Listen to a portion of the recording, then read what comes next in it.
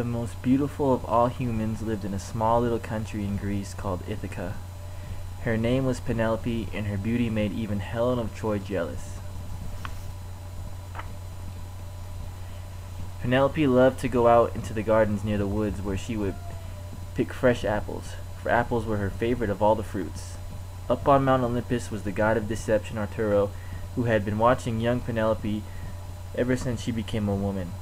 He was fascinated by how foolish mortals were and couldn't believe how they could fall in love with each other.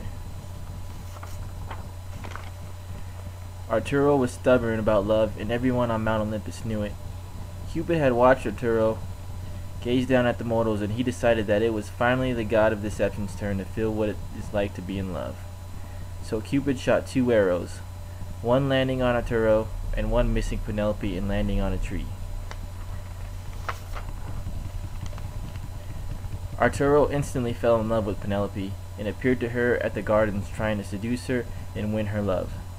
No matter how many times Arturo came to her, even showing her his divine powers, she resisted his advances and turned away from his proposals. Frustrated and angry, Arturo plotted his way on how he will gain her love.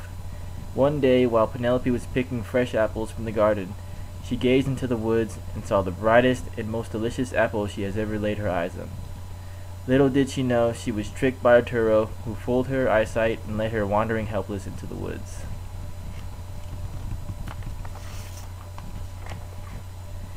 As Penelope walked closer to the apple, she hears a whisper in her ear from another god, but she did not know who. The mysterious god had told her to quickly run out of the forest. As Penelope begins to run, Arturo appears and chases her down. No matter how fast Penelope ran, or how many different routes she ran, Arturo was right behind her. Scared for her life, Penelope drops to her knees and prays for the god who had spoken to her aid in her escape. The god had told Penelope that there was no escape from Arturo. The only way to escape from his assault is to turn her into the object in which the other arrow from Cupid's bow had landed. Penelope quickly agreed, and she instantly transformed into the tree where the other arrow landed.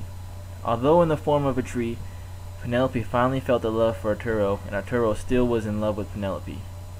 Full of rage and confusion, Arturo rips the tree from the ground and takes it back to his home in Mount Olympus, where he nurtured and loved the tree until the end of time.